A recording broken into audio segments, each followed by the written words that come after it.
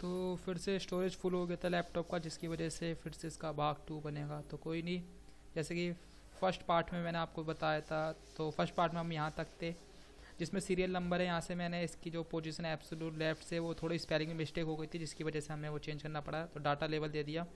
Okay, तो ये section complete हो गया है।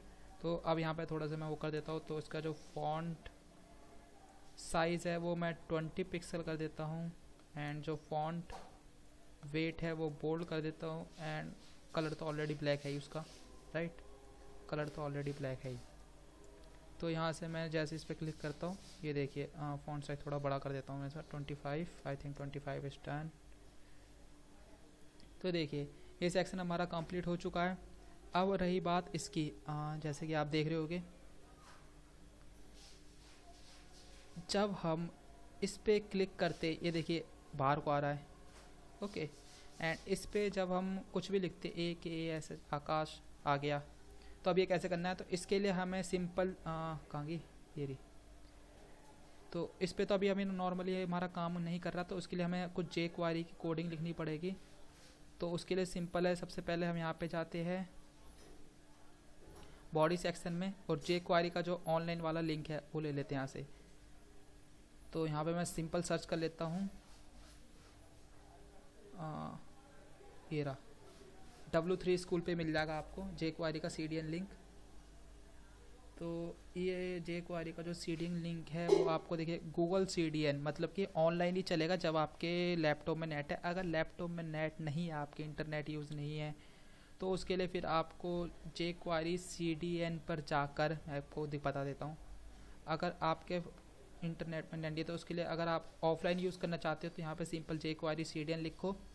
jQuery CDN लिख के जो आपका कोड jQuery CDN आएगा, इसमें जो अनकम्प्रेस्ड वर्जन होगा ये सिंपल यहाँ से आप इसे सेव लिंक करके डायरेक्ट उसे डाउनलोड कर सकते हैं। ओके, तो मेरे कंप्यूटर पर तो अभी नेट है, तो उसके लिए मैंने यहाँ से सिंपल उसे W3 स्कूल से कॉपी कर लिया। जो W3 स्कूल है, कहाँ गया, हाँ jQuery, इसमें जो आप देख रहे हो जो jQuery का CDN लिंक था वो मैंने यहाँ से कॉपी कर लिया इसे। ओके, तो अब मैं यहाँ से सिंपल इसे पेस्ट कर देता हूँ, एंड स्क्रिप्ट टैग, इसमें सबसे पहले आपको लिखना पड़ेगा document, DOCUMEN document dot ready, नहीं रेडी, डॉक्यूमेंट रेडी है तो अब उसमें फंक्शन होना शुरू हो जाए, FUNCT यानी फंक्शन, एंड यहाँ से आप सेमी कॉलम देके से क्लोज कर दो। तो सबसे पहले जब हमारा डॉक्यूमेंट रेडी हो गया, तो मैं चाहता हूँ कि जब इस पे दिखाता हूँ आपको, जैसे कि ये है, जब मैं चाहता हूँ जब मैं इस आइकन पे क्लिक करूँ तो उसकी विड्थ बड़ी हो जाए, बट हमारा जो है नॉर्मल इसकी विड्थ इतनी है। तो सबसे पहले मैं इसकी जो विड्थ है वो कम कर देता हूँ, मतलब 0 कर देता हूँ। तो कहाँ गया इनपुट, तो ठीक है, इसकी जो विड्थ है वो मैं 0 कर देता हूँ। तो 0 करने से कुछ देखिए ऐसा दिखेगा।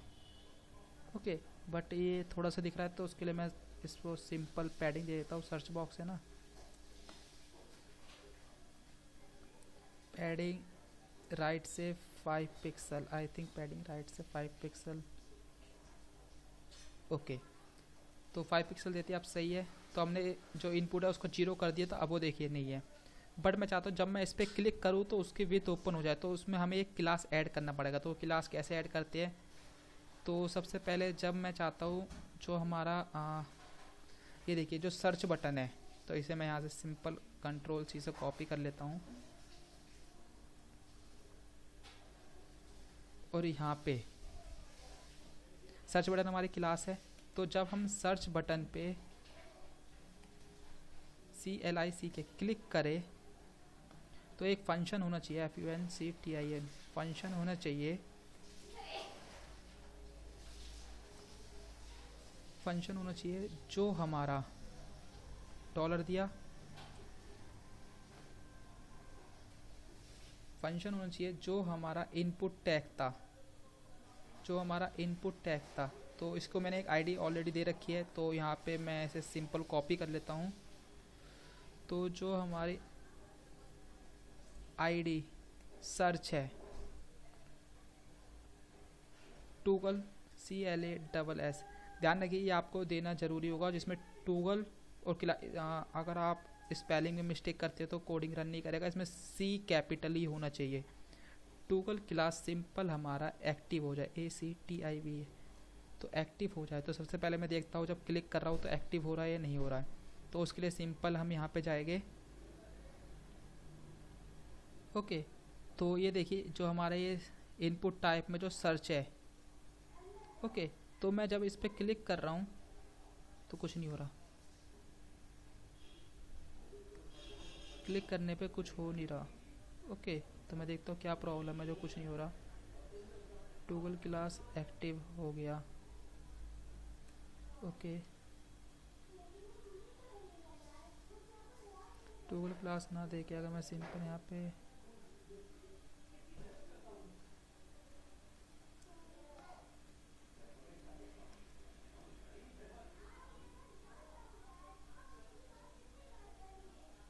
अच्छा से रिफ्रेश,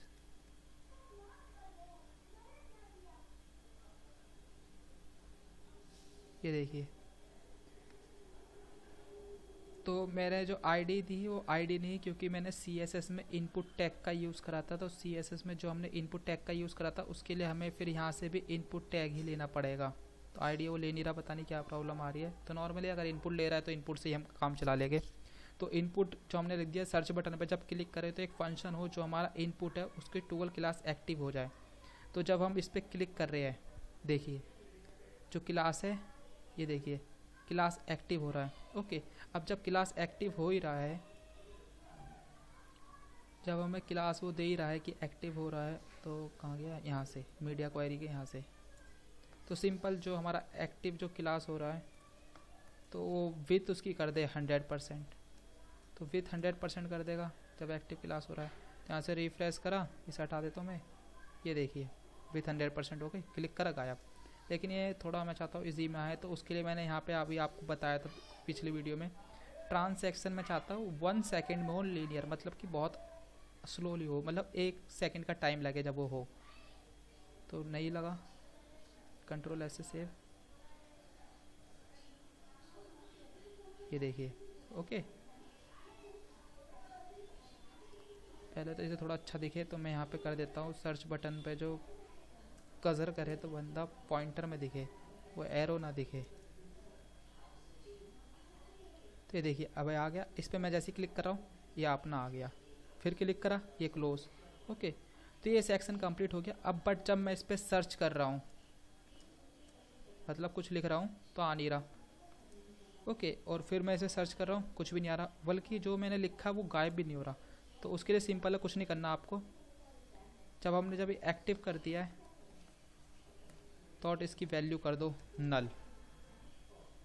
तो हमने वैल्यू नल कर दी।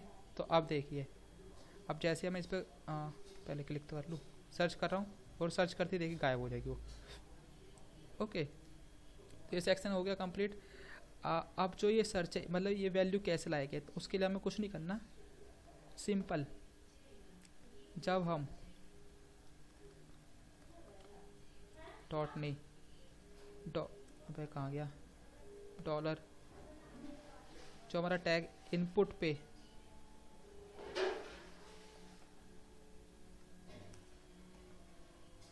की अप ऑन की अप करे तो फंक्शन हो।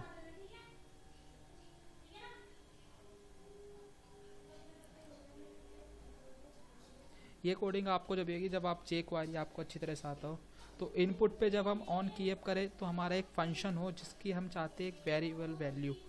तो देखिए मैं आपको एक बार यहीं से समझा देता हूँ। तो जो हमारा ये इनपुट है, इनपुट पे जब हम ऑन की अप कर रहे हैं तो एक फंक्शन हो रहा है। ओके, तो ये सेम इसी प्रकार से लिखना है जिसमें वेरिएबल वैल्यू, जो उसकी हमने एक वेरिएबल को एक वैल्यू दी है कि उस वैल्यू का यूज़ हमने यहाँ पे करा है, वरना हमको ये पूरी कोडिंग लिखनी पड़ती, इसलिए हमने उस वेरिएबल की एक वैल्यू दे दी है। ओके, तो डॉलर दिस, तो दिस टैग का हमने यूज़ करा ताकि वो इसके अंदर ही कमांड आ जाए। ओके, तो मैं सिंपल इसे यहाँ से कॉपी कर देता हूँ। तो यहाँ से मैं गया, मैंने यहाँ से कंट्रोल सी से कॉपी करा और सिंपल इसे मैंने यहाँ पे पेस्ट कर दिया। बाकी अगर कोडिंग में कोई मिस्टेक होगी तो वो आपको यहीं से कंफर्म हो जाएगा। यहाँ से एक बार रिफ्रेश कर देता हूँ। अब मैं यहाँ पे देखता हूँ, जैसे ही मैंने करा AK आकाश आ गया। ओके, तो बट ये आकाश आया कैसे, देखिए सबसे पहले मैं एक बार कमेंट करके आपको दिखाता हूँ।